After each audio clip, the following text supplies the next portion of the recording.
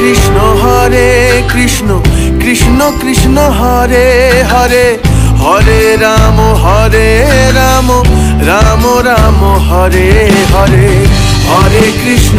নমস্কার বন্ধুরা, কেমন আছেন? আশা করি ভালো আছেন। আমি হলাম সাহেব আর আপনারা দেখছেন সাহেব এক্সপ্লোরার। আজকের আমি আপনাদেরকে নিয়ে যাব কলকাতার কাছেই অবস্থিত শিয়ালদহে এক টুকরো অযোধ্যা দেখাতে। রাম মন্দির বলতেই আমাদের মাথায় সর্বপ্রথমে যেটা জেগে ওঠে সেটা হলো অযোধ্যার রাম মন্দিরের কথা, কিন্তু কলকাতায় প্রচুর এই রাম মন্দির রয়েছে। আজকের আমি আপনাদেরকে নিয়ে যাব শিয়ালদহে অবস্থিত রাম মন্দিরে, কিন্তু কলকাতার মধ্যে আরেকটা বড় অযোধ্যার মতন দেখতে একটা রাম মন্দির রয়েছে, সেটা হলো নিউ টাউনে। কিন্তু এখন আমি যাচ্ছি শিয়ালদহের রাম মন্দিরে। এই শিয়ালদহের রাম মন্দিরে আপনি কিভাবে যাবেন, সেখানে টাইম টেবিল, মন্দিরের খোলা বন্ধের টাইম টেবিল কটার থেকে কটা পর্যন্ত, সমস্ত ইতিহাস আমার এই ভিডিওতে আপনারা পেয়ে যাবেন। আমার বানানো ভিডিওটি যদি আপনাদের পছন্দ হয় তাহলে একটা লাইক, শেয়ার, কমেন্ট এবং সাবস্ক্রাইব করে আমাকে আশীর্বাদ করবেন। তাহলে চলুন, দেখা হচ্ছে শিয়ালদহের অযোধ্যার রাম মন্দিরে। বন্ধুরা দেখতে পাচ্ছেন আমি এখন রয়েছি শিয়ালদা স্টেশনের সামনে। আমার এদিকটা হচ্ছে শিয়ালদা সাউথ সেকশন আর আমার এই দিকটা হচ্ছে শিয়ালদা নর্থ সেকশন। যারা নর্থ সেকশন দিয়ে আসবেন বা সাউথ সেকশন দিয়ে আসবেন, এসে এদিকে আপনার পড়ছে এনআরএস হসপিটাল। এনআরএস হসপিটাল থেকে 5 মিনিট হেঁটে গেলেই পড়বে আমাদের এই অযোধ্যা মন্দিরটা। তাহলে চলুন যাওয়া যাক এনআরএস হসপিটালের দিকে। কারণ প্রচুর খুব সুন্দর সুন্দর দোকান রয়েছে।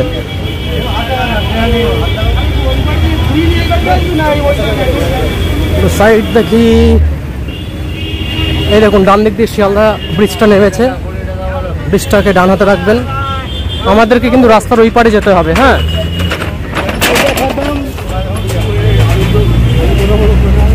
এই আমার বাম দিক হচ্ছে এনআরএস হসপিটাল। এই হচ্ছে এনআরএস হসপিটাল। আমাকে এনআরএস হসপিটালকে বাদিকে রেখে আমাকে রাস্তার ওই পারে যেতে হবে। রয়েছে এম বাজার আর শিয়ালদা স্টেশনের ফুটে রয়েছে এনআরএস হসপিটাল। এই হচ্ছে মেন রাস্তা। আপনারা ওই ফুট ধরে আসবেন, ওই ফুটে পড়ছে এনআরএস হসপিটাল। এনআরএস হসপিটালের ওই ফুট ধরে একটুখানি যাবেন, ওই বিল্ডিংটা দেখতে পাচ্ছেন, doctor R Ahmed college and একটা কলেজ আছে, কলেজ প্লাস হসপিটাল। ঠিক তার অপোজিটের ফুটেই পড়বে, অপোজিটের ফুটে একটি গলি পড়বে। সেই গলি দিয়ে একটুখানি হেঁটে 2 মিনিট হেঁটে ডান দিকে গলিতে পড়বে আপনাদের গন্তব্য অযোধ্যা, যেটা আমি দেখাবো বলেছিলাম। চলুন তাহলে দেখা যাক। দেখতে পাচ্ছেন এখানে doctor R Ahmed college and hospital. ঠিক তার বিপরীতের গলিতেই আপনারা এখানে প্রবেশ করবেন। এই গলি দিয়ে ঢুকলে কিছু 2 মিনিট হাঁটলেই পড়বে আপনাদের এই এক টুকরো অযোধ্যা। আমি যাচ্ছি এই গলির ভেতরে। তো এখানে দেখতে পাচ্ছেন এমএমসি ডায়াগনস্টিক্স অ্যান্ড পলিক্লিনিক বলে এখানে একটা চেম্বার আছে। ঠিক এই চেম্বারটার ডান দিক দিয়ে আপনাকে প্রবেশ করতে হবে। চলুন, এই ডান দিকে গলিটাতেই পড়বে। এই লালবাড়িটি হচ্ছে সেই এক টুকরো অযোধ্যা। খুব সুন্দর বাড়িটা দেখুন।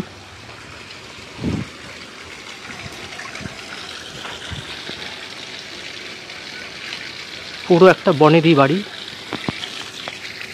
এটা কিন্তু একটা বনেদি বাড়ি। হ্যাঁ, এটা একটা প্রাইভেট প্রপার্টি। এখানেই রয়েছে এক টুকরো অযোধ্যা। চলুন ভেতরে যাওয়া যাক।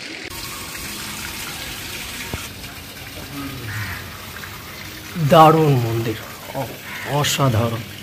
বন্ধুরা সামনের এই যে স্ট্রাকচারটা দেখছেন, এই স্ট্রাকচারটা দেখলে আমার মনে হবে রাজস্থানের কোনো প্যালেসে চলে আসছেন।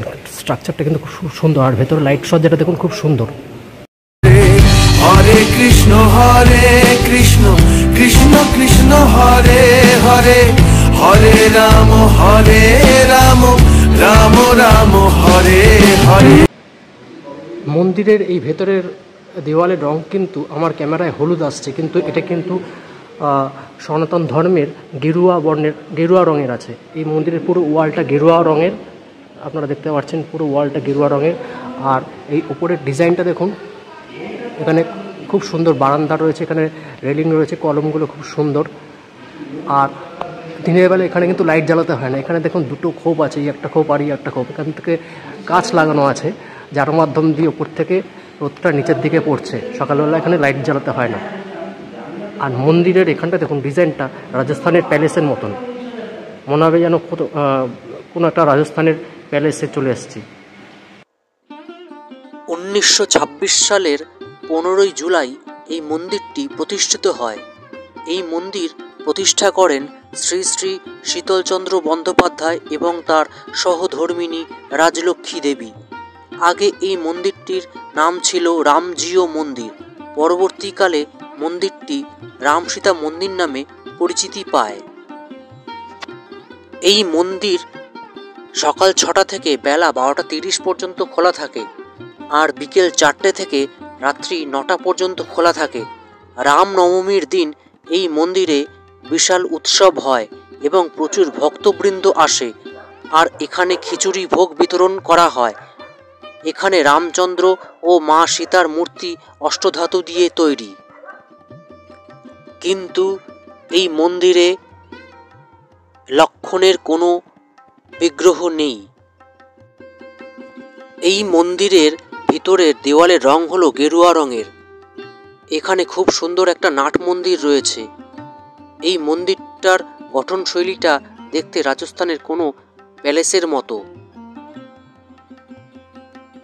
এই মন্দিরের নাট মন্দির পেরিয়ে সামনে আপনাদের চোখে পড়বে খুব সুন্দর একটা ঝাড়বাতি, এবং ঠিক তার সামনেই রয়েছে মূল গর্ভগৃহ।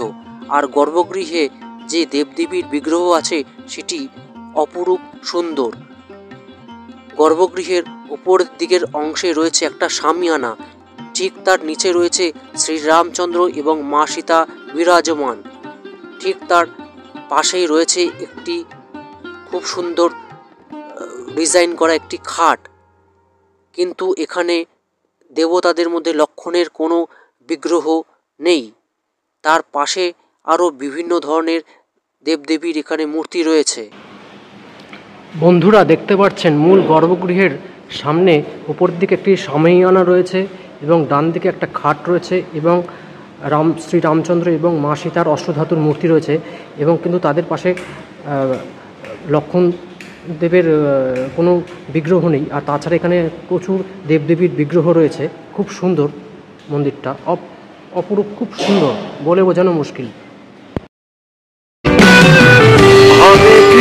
হরে কৃষ্ণ কৃষ্ণ কৃষ্ণ হরে হরে, হরে রাম রাম রাম হরে হরে। হরে কৃষ্ণ কৃষ্ণ কৃষ্ণ হরে হরে, হরে রাম রাম রাম হরে হরে।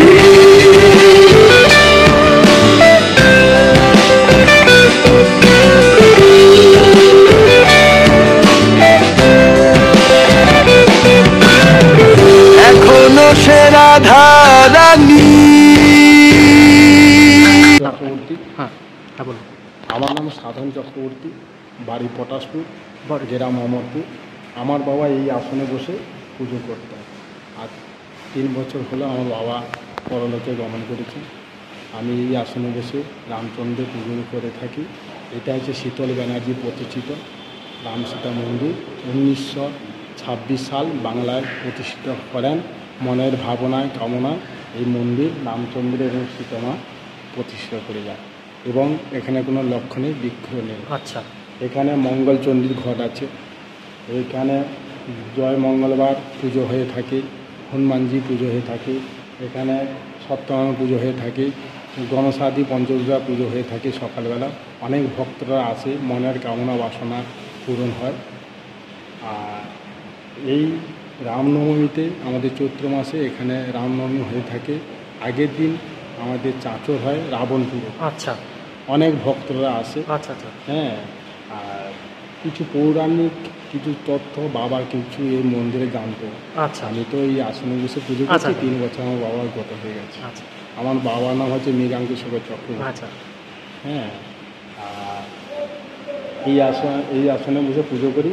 শীতল ব্যানার্জি যেটা কুলত্থকতা করে দিয়ে গেছেন সেইভাবে সেবায়তরা পালন করে থাকে। আচ্ছা। আর আর মন্দির খোলার বন্ধের টাইমটা বলুন, সকালের আর বিকালের দুটোই বলুন। সকাল 6টার সময় খোলা হয়ে থাকে, 12:30 1টার সময় মন্দির বন্ধ হয়ে যায়, আবার 4টার সময় খোলা হয়, 7:30টার সময় আরতি হয়। আচ্ছা, আর 9টা থেকে। আর এখানে বলছেন লক্ষণের বিগ্রহ নেই? না, আচ্ছা, এখানে মনের কামনা বাসনার জন্য এখানে লক্ষণ। আচ্ছা, আর রামচন্দ্র আর মা সীতার হচ্ছে অষ্টধাতু দিয়ে তৈরি। আচ্ছা, হ্যাঁ, ঠিক আছে, ধন্যবাদ। বন্ধুরা, আমার বানানো ভিডিওটি যদি তোমাদের ভালো লাগে তাহলে অবশ্যই একটা লাইক, শেয়ার, কমেন্ট এবং সাবস্ক্রাইব করে আমাকে আশীর্বাদ করো। আর পাশে থাকা বেল আইকনটা অল করে দিও। আমি যখনই কোনো নতুন ভিডিও আপলোড করব তার একটা ইনস্ট্যান্ট নোটিফিকেশন তোমরা পেয়ে যাবে। তাহলে দেখা হচ্ছে নতুন কোনো ভিডিওতে। ততক্ষণ ভালো থেকো, সুস্থ থেকো, বাই।